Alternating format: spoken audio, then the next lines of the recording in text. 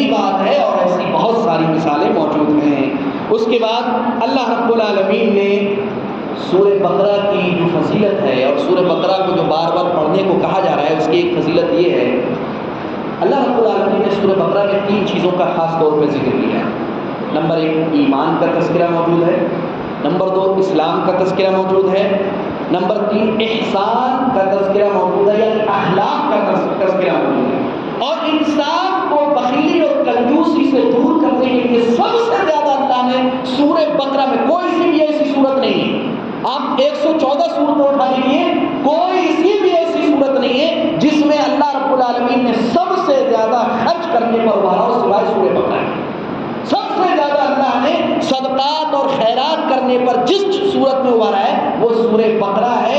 اور سورہ بقرہ کے تعلق سے ایسا تھا، میں سعودی عرب میں تھا، مکہ مکرمہ کے اندر ایک چیف جسٹس قاضی القضات دکتور مسعود ہمارے استاد ہیں مکہ مکرمہ میں، تو اسی طرح میں نے ان کے سامنے پیش کیا، میں نے کہا شیخ اللہ قرآن میں کہتا ہے وہ فواکہ مما یتخیرون، کہ جنت میں اللہ رب العالمین کھانے سے پہلے پھل پیش کرے گا، وَلَحْمِ طَيْرٍ مِّمَّا يَشْتَهُونَ، اور پھل کے بعد اللہ تعالیٰ پرندوں کا گوشت پیش کرے گا۔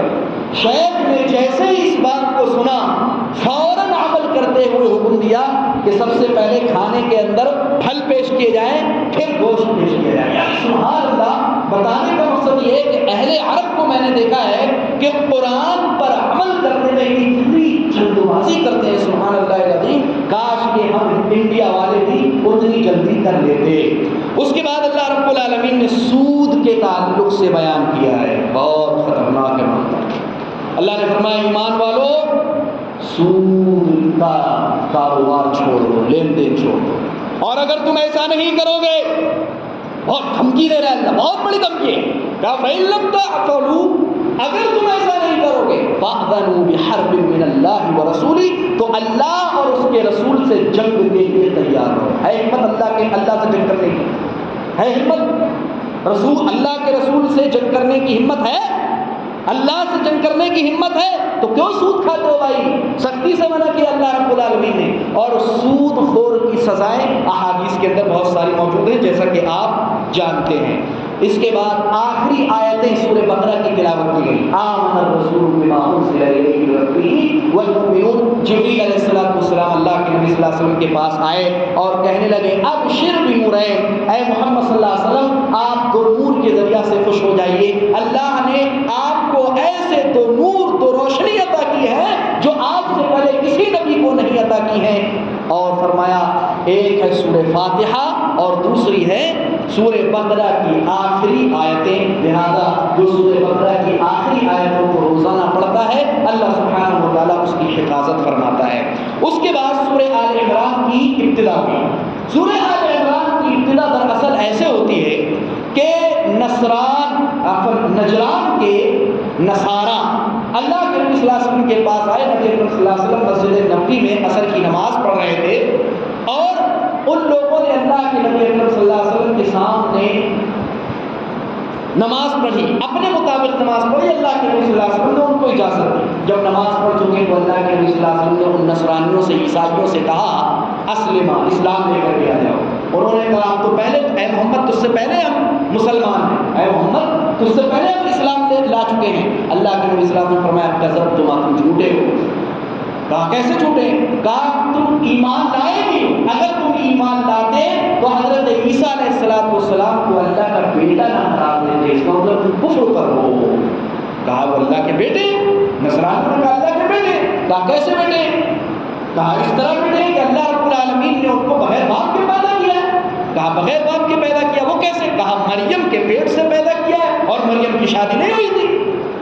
اللہ کے نبی صلی اللہ علیہ وسلم نے فرمایا بڑے اچھے انداز میں، کہا تب تو بیٹا اپنے باپ جیسا ہونا چاہیے، شکل میں، صورت میں، کھانے میں، پینے میں، بڑی زبردست اللہ کے نبی صلی اللہ علیہ وسلم بات پیش کی۔ کہا جانتے ہو اللہ رب العالمین کون ہے؟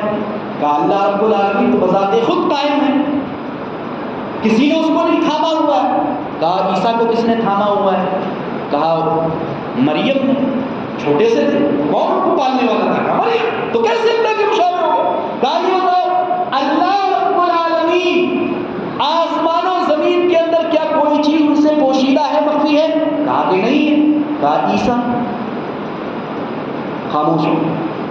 کہا دیکھ لو اللہ رب العالمین کے درمیان عیسیٰ کے درمیان بہت فرق ہے, خالق اور مخلوق میں فرق ہے, لہذا عیسیٰ اللہ کے بیٹے نہیں ہو سکتے ہیں, وہ اللہ کے بندے ہیں. خاموش ہو گئے.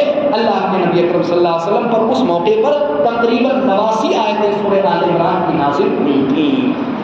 اس کے بعد مریم کا تذکرہ میں خاص طور پہ کروں گا. ہماری مائیں اور بہنیں موجود ہیں, وہ خاص طور پہ سنیں. دیکھیے اللہ رب العالمین نے جہاں مردوں کو فضیلت عطا کی ہے, اللہ نے عورتوں کو بھی فضیلت عطا کی. اللہ نے جہان والوں پر سب سے اونچا مقام و مرتبہ چند عورتوں کو دیا ہے.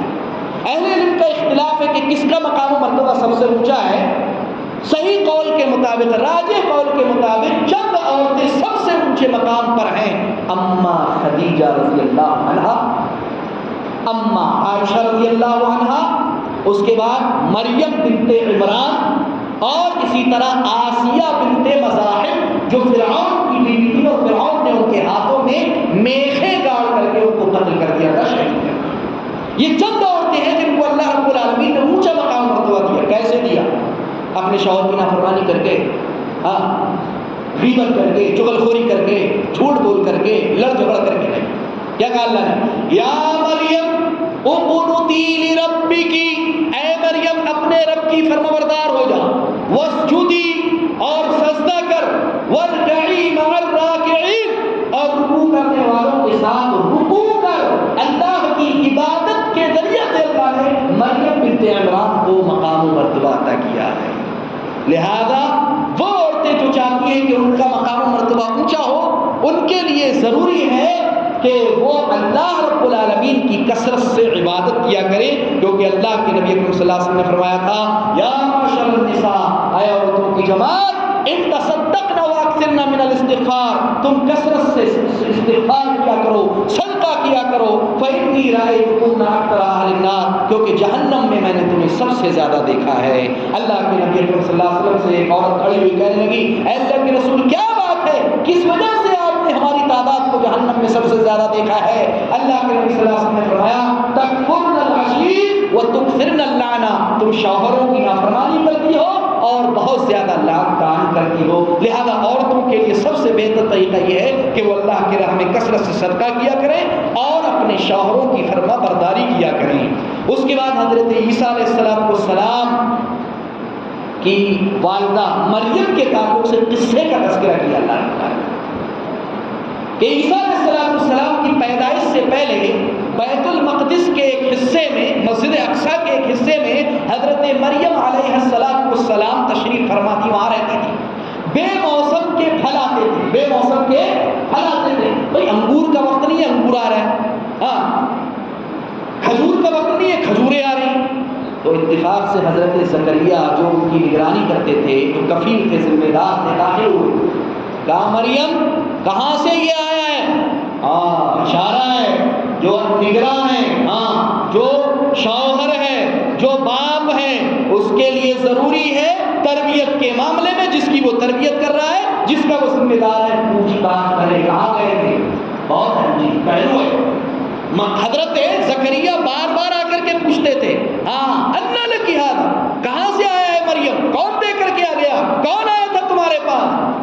حضرت مریم نے آرام سے خاص پیار سے فرمایا من عند اللہ, اللہ کی جانب سے. حضرت زکریا کی عمر تقریباً 80 برس سے اوپر کی, کوئی اولاد نہیں. مایوس نہیں ہوئے, اللہ کے رحمت سے فوراً دعا کر لی. کیا فرمایا؟ ربی هب لی من لدنک ذریۃ طیبہ انک سمیع الدعاء, رب العالمین مجھے پاکیزہ اولاد عطا کر. اللہ, اس عمر میں بھی مایوس نہیں ہونے کا.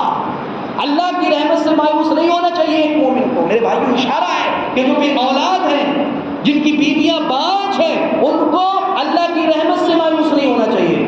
ڈاکٹر کچھ بھی کہتا رہے, وہ اپنے اعتبار سے آپ کو بتائے گا, لیکن اللہ کی رحمت سے مایوس مت ہو جائیے.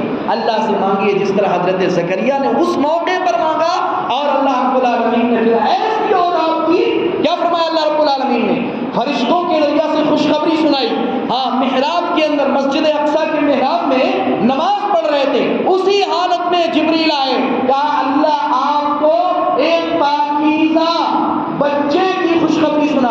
کیسا بچہ ہے یہ؟ نمبر 1 صفتیں گنوائی. نمبر 1 اپنی قوم کا سردار ہوگا. نمبر 1 اپنی قوم کا سردار ہوگا. نمبر 2 نبی ہوگا، اللہ کا منتخب بندہ ہوگا، نبی ہوگا. نمبر 3 کنوارا ہوگا اور نیک لوگوں میں سب سے زیادہ اللہ کا فرمانبردار ہوگا. اللہ اکبر. جب اللہ دیتا ہے تو بہت زبردست دیتا ہے. لہٰذا میرے بھائیوں، ایسے لوگ جو بے اولاد ہیں ان کو ڈرنا نہیں چاہیے اور گھبرانا نہیں چاہیے. میں ایک دعا آپ کو سکھاتا ہوں، اہل علم نے ذکر کیا ہے، ایک دعا کثرت سے ایسے لوگوں کو پڑھنا چاہیے. ہماری مائیں بہنیں اگر موجود ہوں ان کو بھی بتلانا چاہیے، ان کو بھی یہ پڑھنا چاہیے، اور جو مرد حضرات ہیں ان کو بھی پڑھنا چاہیے. کیا دعا ہے؟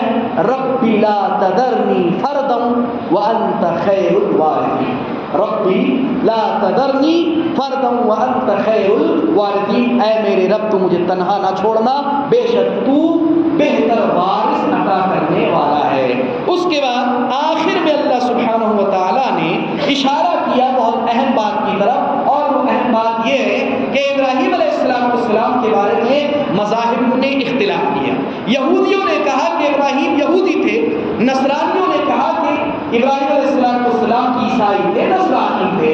ہمارے دور میں ہمارے بعض بھائی جن کے ارد گرد ہم رہتے ہیں، ہمارے ہندو بھائی بھی اپنے ویدوں میں کہتے ہیں، ان کے ویدوں میں موجود ہے، جو 4 وید ہیں، رگ وید، سام وید، یجر وید، اتھرو وید، ان کے یہاں ویدوں میں وہ خود بتاتے ہیں، شنکراچاریہ وغیرہ سے میں نے سنا ہے، وہ کہتے ہیں کہ ہمارے ویدوں میں بھی ابراہیم کا تذکرہ موجود ہے، لہذا ابراہیم ہمارے ہیں. لیکن اللہ نے کیا فرمایا؟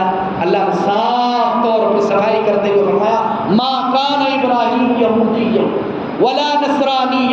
ابراہیم نہ تو یہودی تھے ولا نصرانی، نہ نصرانی تھے، ولکن کان حنیفا مسلما. لیکن حضرت ابراہیم علیہ السلام یکساں اللہ رب العالمین کے سچے بندے مسلمان تھے. وما کان من المشرکین، اور نہ ہی وہ مشرکوں میں سے تھے. سب پر رد کر دیا اللہ رب العالمین نے. اسی لیے اسلام 1400 سال پہلے کا مذہب نہیں ہے. اسلام 5000 سال پہلے اللہ نے ذکر کیا ہے. ابراہیم کا تذکرہ 5000 سال پہلے موجود تھے. آپ اندازہ لگائیے. اور ابراہیم کے باپ دادا کون ہیں؟ آپ جانتے ہیں، ہمارے سب کے باپ حضرت آدم علیہ السلام. لہذا اسلام کوئی نیا مذہب نہیں ہے. اللہ نے ذکر کیا خود قرآن میں، هو سماکم المسلمین من قبل، اللہ نے پہلے ہی سے تمہارا نام مسلمان رکھا ہے. اللہ رب العالمین سے دعا ہے الہ العالمین جو کچھ ہم نے سنا ہے اس پر ہمیں عمل کرنے کی توفیق عطا فرمائے. آمین.